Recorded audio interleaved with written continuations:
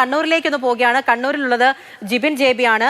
ജിബിൻ, എങ്ങനെയുണ്ട് കണ്ണൂരിൽ മൊത്തത്തെ ഒരു സാഹചര്യം? ഒപ്പം എനിക്ക് തോന്നുന്നു ജിബിൻ നിൽക്കുന്നിടത്താണോ ഈ ഐക്യര വാർഡിൽ ചില പ്രശ്നങ്ങളൊക്കെ ഉണ്ടായിരുന്നു, അവിടെ നീണ്ട ക്യൂ ഒക്കെ ഉണ്ട്, പല വിധത്തിലുള്ള എന്തൊക്കെ പ്രശ്നങ്ങളൊക്കെ ഉണ്ടായിരുന്നു അല്ലേ?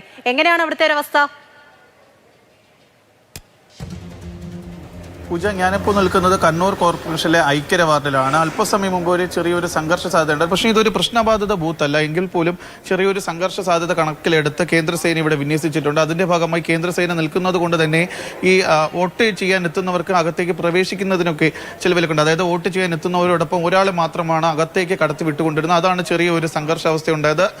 പാർട്ടി പ്രവർത്തകർ അത് എതിർക്കുന്ന ഒരു അവസ്ഥയുണ്ട്. പക്ഷേ കേന്ദ്രസേനയാണ്, അവർക്ക് മറ്റും നോക്കാനില്ല. അവർ ആ ആൾക്കാരുടെ എതിർപ്പ് വകവെച്ചുകൊണ്ട് അവരെല്ലാം അവിടെ നിന്ന് മാറ്റുന്ന ഒരു സാഹചര്യമാണ് ഉണ്ടായിരുന്നത്. എന്തായാലും 6 മണിക്ക് ശേഷം ഒരു 12 പേർ മാത്രമാണ് ഈ ഐക്യര വാർഡിൽ ഇവിടെ ക്യൂ നിന്നിരുന്നത്. അവരും അവസാനത്തെ ആളും ഇപ്പോൾ വോട്ട് ചെയ്ത ശേഷം മടങ്ങിയിട്ടുണ്ട്. അതിനുശേഷം ഈ വോട്ടിംഗ് മെഷീനൊക്കെ സീൽ ചെയ്യുന്നതാണ് ഈ ഐക്യര വാർഡിൽ നടന്നുകൊണ്ടിരിക്കുന്നത്.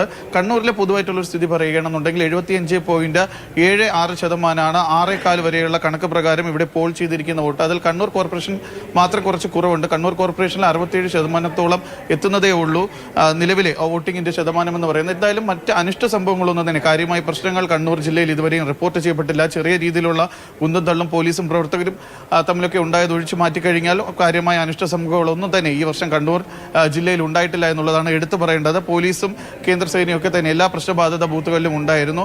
2365 ബൂത്തുകളാണ് പൊതുവെ മുഴുവനായി ഇവിടെ ഉണ്ടായിരുന്നത്. അതിൽ 1100ഓളം ബൂത്തുകളാണ് പ്രശ്നബാധിത ബൂത്തുകളായി ഉണ്ടായിരുന്നത്. അവിടെ എല്ലാം തന്നെ ക്യാമറ ഉൾപ്പെടെയുള്ള സംവിധാനങ്ങൾ ഏർപ്പെടുത്തിയിരുന്നു. അതുകൊണ്ട് തന്നെ മറ്റ് തർക്കങ്ങളൊന്നും ഉണ്ടാകില്ല എന്നുള്ള ഉറപ്പ് വരുത്തിയ ശേഷമാണ് ഈ തിരഞ്ഞെടുപ്പിലേക്ക് കടന്നത്. അതുകൊണ്ട് തന്നെയാണ് പോലീസിന്റെയും ഭരണകൂടത്തിന്റെ ഭാഗത്തുനിന്നുണ്ടായ ജാഗ്രത മൂലമാണ് വലിയ പ്രശ്നങ്ങളൊന്നും ഉണ്ടാവാതെ ഈ ഒരു തിരഞ്ഞെടുപ്പ് ഇപ്പോൾ പൂർത്തിയാക്കാൻ കണ്ണൂർ ജില്ലയിൽ സാധിച്ചിരിക്കുന്നത്. എന്തായാലും വലിയ രീതിയിൽ ഇനിയും ക്യൂ നിൽക്കുന്നതെന്ന് പറഞ്ഞാൽ വിരളിൽ എണ്ണാവുന്ന ബൂത്തുകളിൽ മാത്രമാണ് കണ്ണൂർ ജില്ലയിൽ ഇപ്പോഴും ഈ വോട്ടെടുപ്പ് നടന്നുകൊണ്ടിരിക്കുന്നത്. 6 മണിയോട് കൂടി തന്നെ ഈ ക്യൂ നേരത്തെ സ്കൂളിന്റെ കോമ്പൗണ്ടിന്റെ അകത്ത് സ്കൂൾ കോമ്പൗണ്ടിന്റെ അകത്ത് കയറിയവർക്ക് എല്ലാവർക്കും തന്നെ പോലീസ് നേരിട്ടെത്തി അവർക്ക് ടോക്കൺ നൽകിയിരുന്നു. 6 മണിക്ക് മുൻപാണ് അവർ എത്തിയത് എന്ന് തെളിയിക്കുന്നതിന് വേണ്ടി. അത്തരത്തിലുള്ള ആൾക്കാർ മാത്രമാണ് ഈ ക്യൂ ഉള്ള സ്ഥലങ്ങളിൽ പോലും ഇപ്പോൾ അകത്തുള്ളത്. അവർ കൂടി വോട്ടെടുപ്പ് പൂർത്തിയായി കഴിഞ്ഞാൽ അതും ചില ബൂത്തുകളിൽ മാത്രമേ അത്തരക്കാർ അവശേഷിക്കുകയുള്ളൂ. എന്തായാലും കണ്ണൂരിലെ വോട്ടിംഗ് ശാന്തമാണ്. ഏകദേശം എല്ലായിടത്തും തന്നെ എല്ലാ ബൂത്തുകളിലും നീണ്ട നിരയുണ്ടായിരുന്നിടത്ത് എല്ലാം തന്നെ എല്ലാവരും ഇപ്പോൾ വോട്ട് പൂർത്തീകരിച്ചിരിക്കുകയാണ്. അത് മാത്രമല്ല,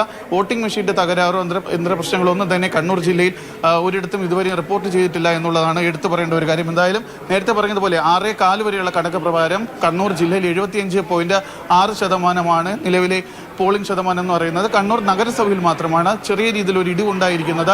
അവിടെ 67% മാത്രമേ നിലവിൽ വോട്ട് ശതമാനം എത്തിയിട്ടുള്ളൂ. പൂജ, ശരി. ജിബിൻ ജേബി ആണ് വിവരങ്ങൾ നൽകിയത്. അങ്ങനെ 2ാം ഘട്ടം മികച്ച പോളിംഗ് തന്നെയാണ് രേഖപ്പെടുത്തിയിരിക്കുന്നത് എന്നുള്ളതാണ് പ്രധാനം. അങ്ങനെ ഓരോ ഇടത്തെയും വിവരങ്ങളാണ് ഇപ്പോൾ ഞങ്ങളുടെ വിവിധ റിപ്പോർട്ടർമാർ നൽകിയത്. അങ്ങനെ ഇനി വിധിക്കായുള്ള കാത്തിരിപ്പാണ്. അത് സമഗ്ര കവറേജുമായി മാതൃഭൂമി ന്യൂസും പ്രേക്ഷകരോടൊപ്പം തന്നെ ഉണ്ടാകും.